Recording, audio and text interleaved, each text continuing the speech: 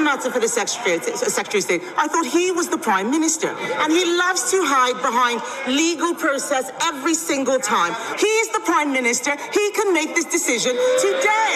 He can. He can. He is so weak, he's the first person to be pushed around by the Energy Secretary. Is Keir Starmer really running the country? Kemi Badenoch went straight at him in today's Prime Minister's questions and demanded to know why he refuses to sign off on drilling for oil at Britain's oil fields. In this video, we will also discuss where the leadership principle of responsibility comes in. Let's get into the details. I asked the Prime Minister 6 questions last week, and he didn't answer a single one. He has a duty to this House, Mr. Speaker, to answer the question. Let's see if he can do better this week. I'll start with a simple one. Will the Prime Minister approve the licenses for Rosebank and Jackdaw gas fields in the North Sea? Prime Minister. Mr. Speaker, under statute, that is a matter for the Secretary of State, as she knows, because it's the same arrangements as were in place under the last government. Licences were granted, they were then struck down because of the defects in the process of the last government. But, Mr. Speaker, oil and gas is coming out of the North Sea 24/7. It will be part of the energy mix for many years to come. We fully support all existing oil and gas fields throughout their lifespan, and in November we made changes to extend to allow neighbouring fields to be exploited. But we need to take control of our energy prices. The only way to do that is through renewables. The party opposite used to make that argument. One of their senior figures in 22 said this: it's investment in nuclear and renewables that will reduce our dependence on fossil fuels and keep our consumer costs down. Who was that senior figure? The leader of the opposition.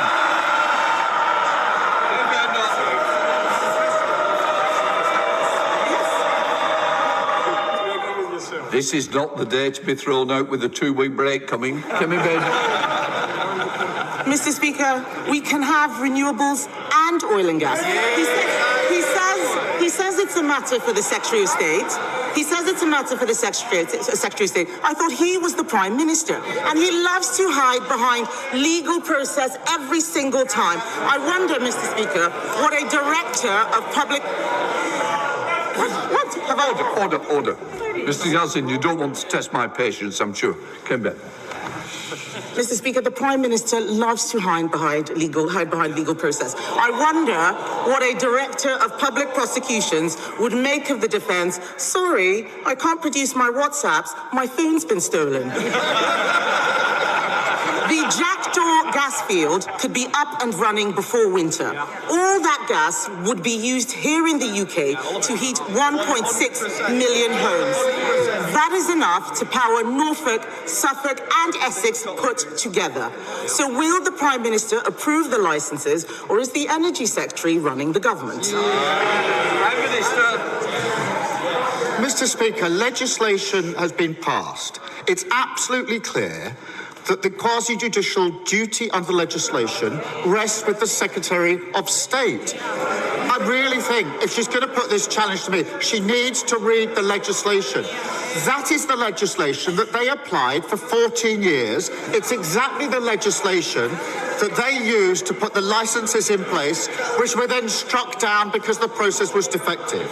But, Mr. Speaker, let's be clear, when Russia invaded Ukraine, energy prices doubled.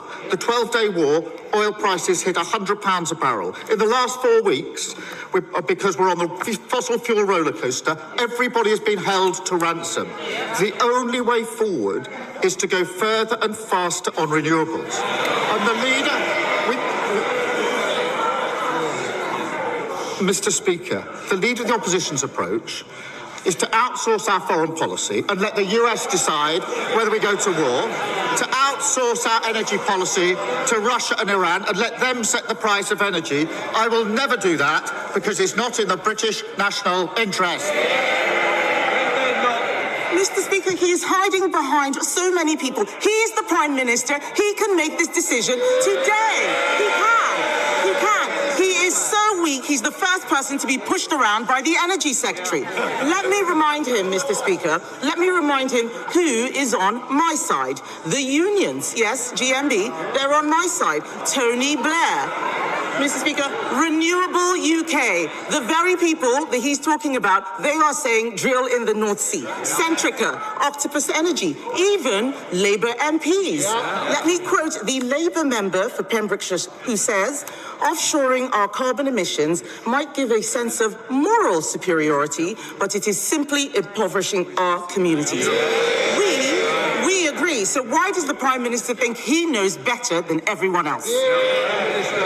I'm going to have one more go. The legislation, the statute,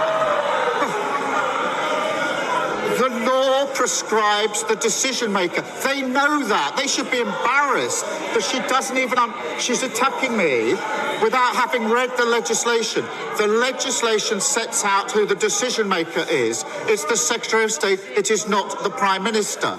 It has to be the Secretary of State, and it's a quasi-judicial process, exactly the process that they ran for many years. And Mr. Speaker, oil and gas is part of the mix for many years to come, but we do need to get onto renewables.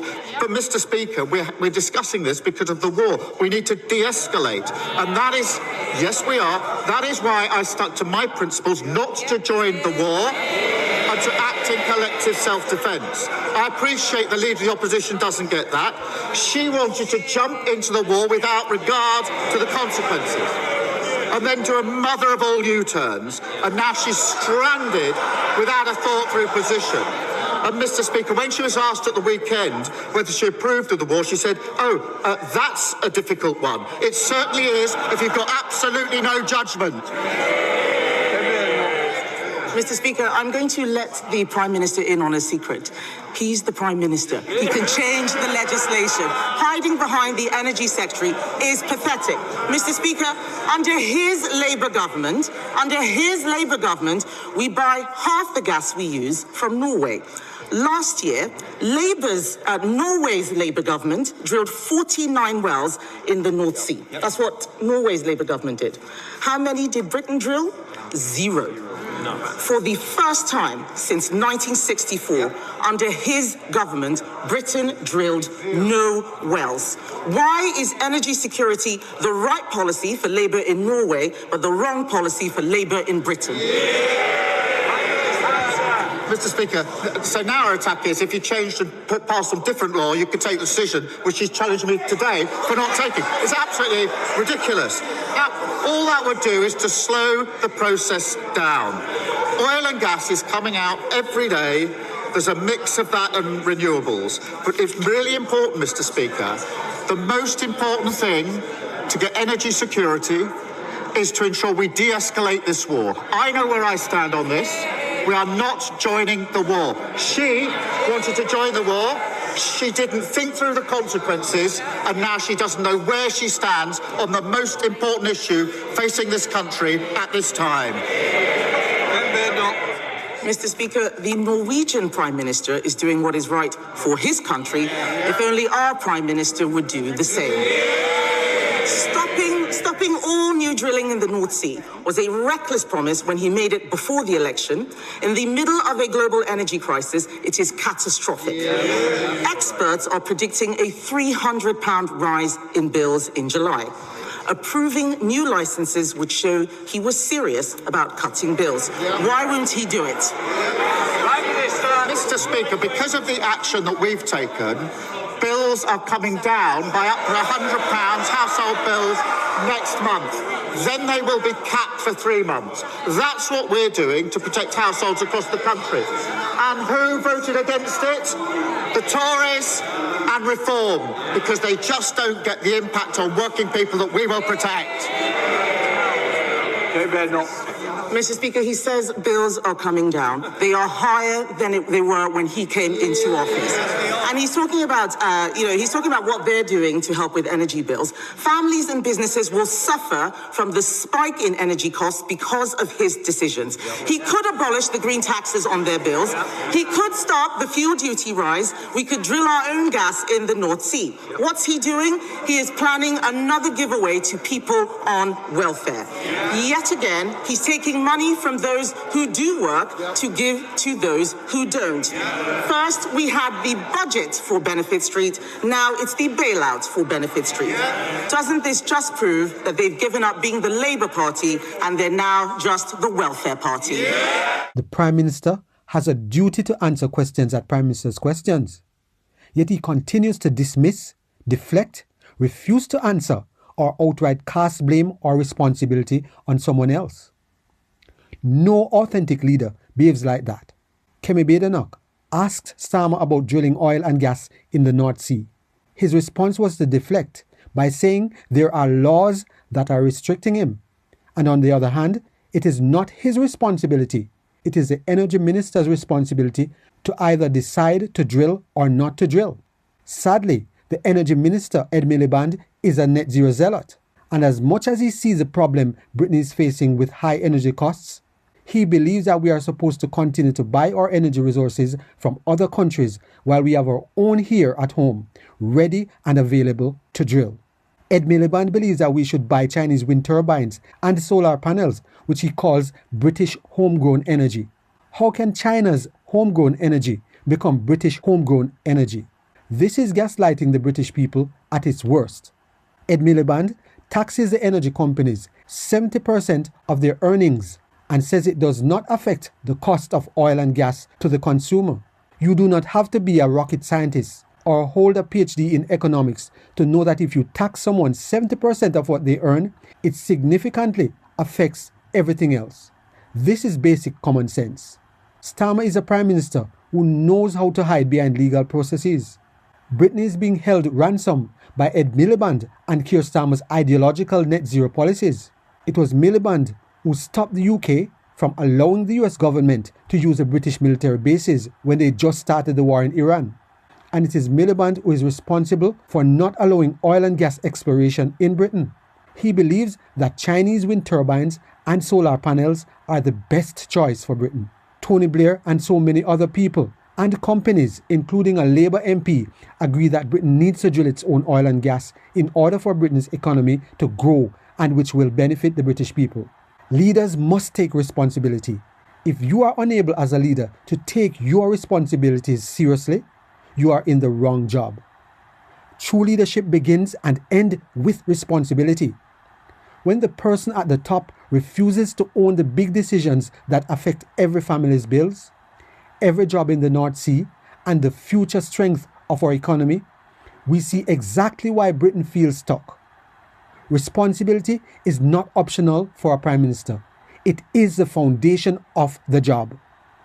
If Keir Starmer cannot step up and take that responsibility on energy, the one area that touches every single person in this country, then the best thing he can do is step down and allow someone who can handle the responsibility to take the role. Do you think that Keir Starmer is fulfilling his duty and responsibility as Prime Minister? Let us know your thoughts on this in the comments. If you have benefited in any way from this video, please subscribe, like, share, and be sure to leave us a comment.